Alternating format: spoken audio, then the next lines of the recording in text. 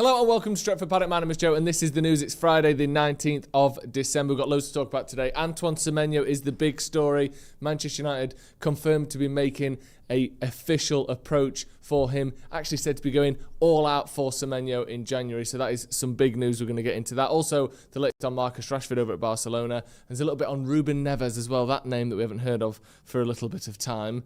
May well be linked, well, he has been linked to Manchester United and may well be arriving at Manchester United. We'll get into all of that as well. But first of all, how is everyone in the news this morning? People say morning, Akash, morning. Jakir Trot, as always. Joe will fight any suitors around the back of Big Asda. That's not true.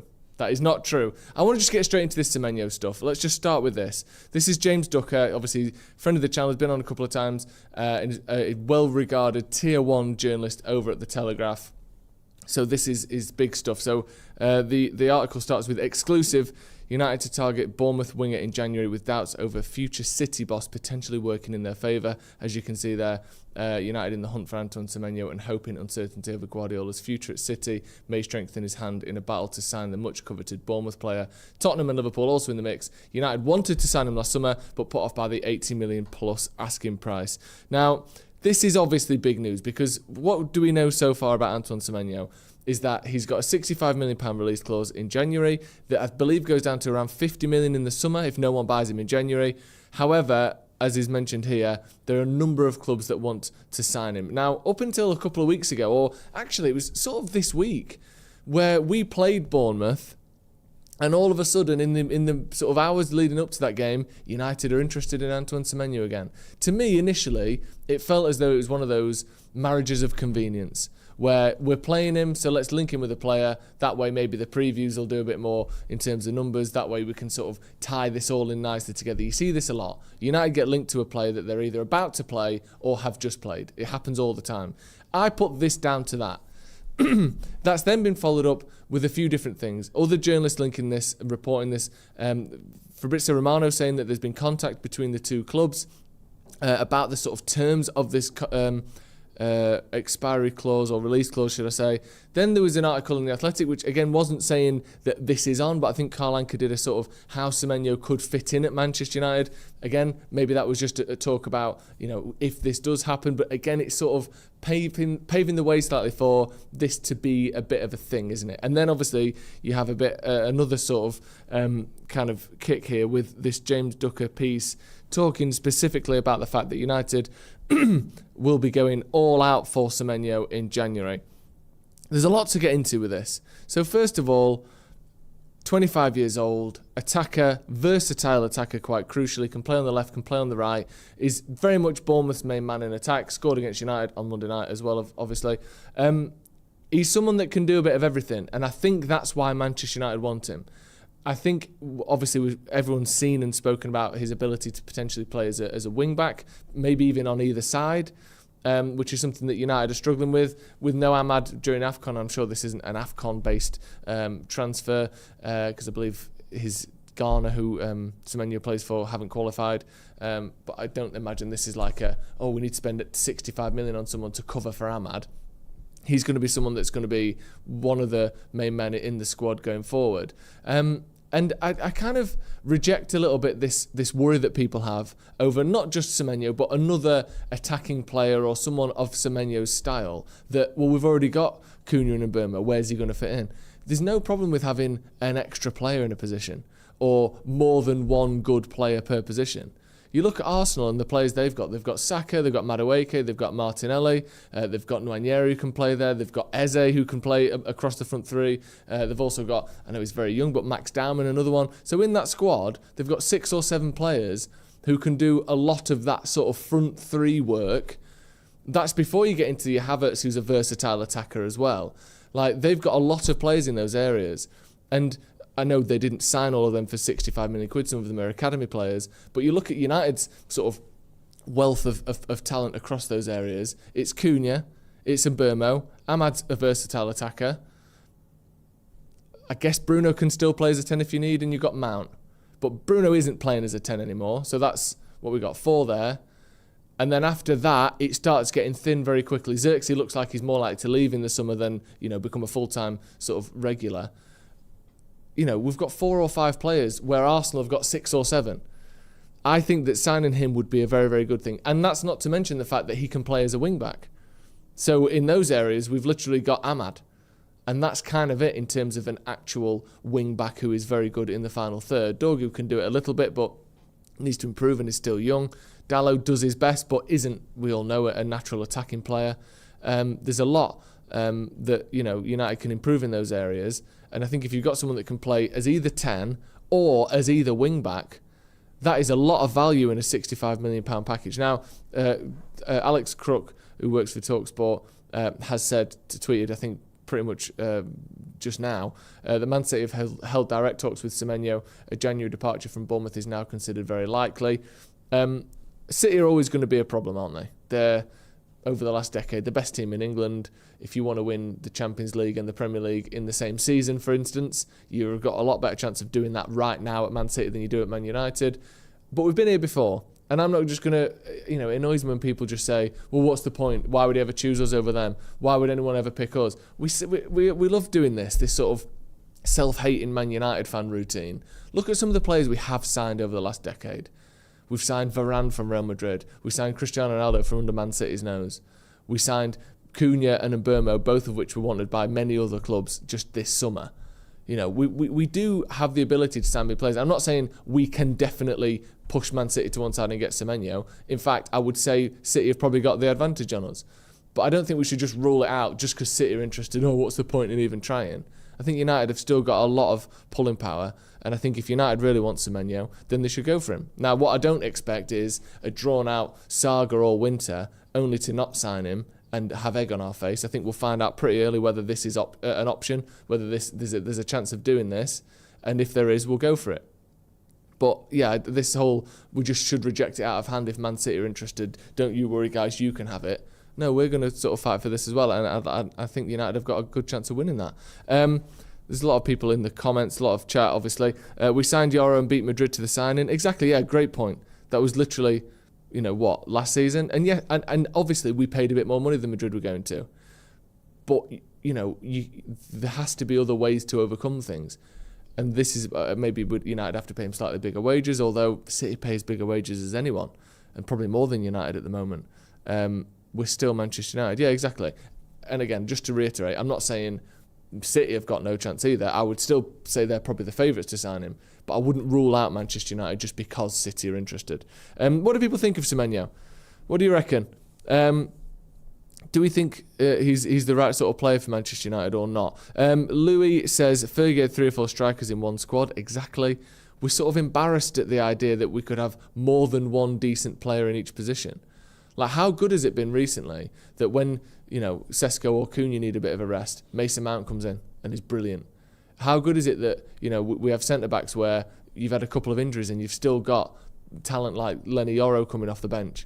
Like, that's a really good thing to have. Having a couple of extra options isn't a bad thing. And again, I'm not going to use anyone in the current squad as an example of a negative because I want to try and be positive, but we've seen it in recent seasons where your main striker will be injured and the backup is half the player that the main striker is. You don't want that. Your backup striker should be good enough to start for you, but your actual main striker is just even better than that. That's what your sub should be. So I think this would be a great deal personally. And the fact that United are going for him implies at least that there is some indication Semenyo would be open to it. Again, Man City are doing the same, so I'm sure they've been given similar assurances. But what we learned from the summer is that we're not going to spend loads of time on a player that doesn't want to be here, a la Frankie de Jong a couple of seasons ago. I'm sure Semenyo wants to start in 11 though, Joe. Will he get that at United or City? Well, exactly. I think he's more likely to get that at United. I think when you look at City's front line, I do think Semenyo is better than the likes of Savinho and Oscar Bob. And I think obviously with Doku getting an injury, he would be starting in that position for a while at least. But you're not guaranteed to start at Man City. And also, to be honest, under Pep Guardiola, if you look across all of the sort of playing careers of pretty much everyone in that City squad except Haaland, the one thing you are guaranteed is to have spells out of the team. And we'll see. Again, you don't want a player that's coming in and that's going to kick up a fuss if they're on the bench occasionally. But if you're looking at your career as a whole, maybe you look at Man United and think, they're on the way up. Guardiola might leave City this season. What will they be after he's gone? United can maybe, slip him an extra couple of grand. And we'll see you at training on Monday. We'll find out. Let's move on to our next story then. Man United seek crunch talks with ref Howard Webb. Fed up bosses demand answers over decisions going against Amarim's men. This is an exclusive to the Mail, apparently. Exclusive is good in one sense because it means you've got a big story. It's not so good in the other sense because you don't have that level of sort of scientific, fact-checking. Where if you see multiple sources, reliable sources with the same story, you can assume it's almost certainly true. This one, I will, hope that it's true or believe that it's true for now, but I'm open to the idea that it's not. Daily Mail understands that officials at the Premier League Giants feel they've been on the wrong end of major calls this season. They're going to speak to Howard Webb for crunch talks. Now, there's a few different ones that I think can be mentioned here. You see there, United, that the decision to not send off Nathan Collins during the game between the two sides in West London was incorrect. That was in October. That was an obvious one, wasn't it? If you remember, it was a cross into the box, and Mbeumo stretched his leg out. Collins pulled him back, and Mbeumo was given a penalty. And for some reason, even though he wasn't trying to play the ball, you can see the screenshot there if we go back up. Even though he wasn't trying to play the ball, he did stop Mbeumo having a goal scoring opportunity because it was basically a free shot from 6 yards out. He wasn't sent off. There's been a few things. Now, I don't know if this is true. I don't know what United expect to get from this. However, if it does lead to the refs having a bit of doubt in their mind that United are getting more difficult decisions against them or incorrect decisions against them, maybe that will give us a couple of, a little bit of leeway with refs. I can't imagine it will, personally. So this United and PGMO declined to comment. It might not even be true. And if it is true, I don't really know what we're going to get from it, to be honest. Too many calls going against us, says WFR. Here's what happens. We sign Semenyo, then PGMOL say, yeah, actually, that should have been a red card, 3-game ban. Oh, that'd be annoying, wouldn't it? Semenyo gets a ban as soon as he signs for us. That's a pretty bad idea, actually. Maybe we shouldn't sign him after all. Let's move on to our next story. This is mad. Mbeumo in AFCON chaos as Man United player called up by wrong manager. Now, let's just quickly get this out of the way before we get into the story. It's not Mbeumo that's been called up by the wrong manager. It's a very sneakily worded title, this, to what is still an interesting story, but one that has basically nothing to do with Brian Mbeumo. So, and Brian Mbeumo finds himself caught in AFCON squad chaos. So, that's worrying. I wonder what the story is. Basically, Andre Onana, we almost need to go back further than that. So, the Cameroonian manager that was hired by essentially the Cameroonian FA or people within the Cameroonian sort of footballing setup, he was hired. He was then sacked by someone else. Samuel Eto'o, who's the president of the FA, sacked him. And then Samuel Eto'o released his own squad for AFCON. Okay. At the same time, the manager who had been sacked by Samuel Eto'o but not by the people that hired him also released his own squad. So there have been two essentially official Cameroonian squads released by different people in charge of that team. One has Onana in it, which is the one released by the manager that's been sacked but not sacked. And the one released by Samuel Eto'o doesn't have Onana in it. I don't even know what to say here. So, yeah, I mean, that is the story. The Mbeumo connection is largely because he's just in the squad. But basically, Eto'o has picked a different squad to the manager because Eto'o thinks he's sacked the manager, but the manager isn't accepting that he's been sacked because the people that hired him in the first place weren't the ones that sacked him. It's an absolute farce. It is genuinely insane. Look at this. Despite this, Briss, who's the manager, former manager, current manager, maintains that he has received no official correspondence from the Cameroonian FA concerning his dismissal, even though Pagao is now in position. He has continued working as normal, though this situation could hardly be more extraordinary. They've hired his replacement, by the way. This is the guy who's been sacked. He's been replaced. So is he turning up at training and there's a new coach coaching his team and he's going, I would have said that anyway. Yeah, I'm still in charge, me. He's continued his work as normal. He's already been replaced. How is he continuing his... It can't be quite as normal. His office has got a different arse sat in his chair. You can't. Do you mind if I just sit on your lap? Because this is technically my chair. I mean, carnage. I mean, obviously, for just a little bit of wider context, Cameroon didn't make the World Cup qualifiers, did they? After it seemed like they were going to. They lost to Congo, I believe. They also beat Nigeria, didn't they, Congo? I don't know if they knocked them both out. I might be misremembering there. But certainly Cameroon didn't make the World Cup. And I think that's why he was sacked. But he's just not having it. Let's move on. Let's just go to the Ruben Neves story, please. This is another interesting one from Chris Wheeler. Again, been on the channel multiple times. I'm inclined to think there's some truth in this. So Ruben Neves emerges as an option for Man United. Again, it's not saying that we're going to be going for him 100%. Star available for 20 million in January window as he seeks to return to the Premier League after Saudi move, with clubs considering several midfield targets. Ruben Neves has emerged as an option for Man United in January, with the Portuguese midfielder keen on a return to the Premier League. Neves, who joined Al Hilal from Wolves for 47 million. Bloody hell, they did well there, Wolves, didn't they? Good that they spent that on a load of absolutely terrible players. In 2023, will be out of contract in the summer, and the Saudi Pro League are prepared to let him go for around 20 million next month. How about we give you 3 million quid for him, or we just take him on a free in the summer? United are in the market for a defensive midfielder with Casemiro, Menu and Ugarte all uncertain. How old is he now? How old is Ruben Neves these days? We're going to find out. Producer Ben's on it.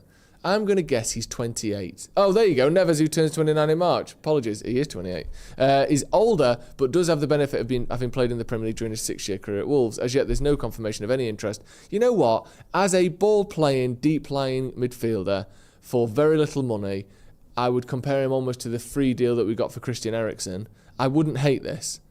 He was always slow, which is a concern, especially in the modern Premier League. But he knows the Premier League. He's not going to come back and not know what's going on. He's in his physical prime at 28, 29.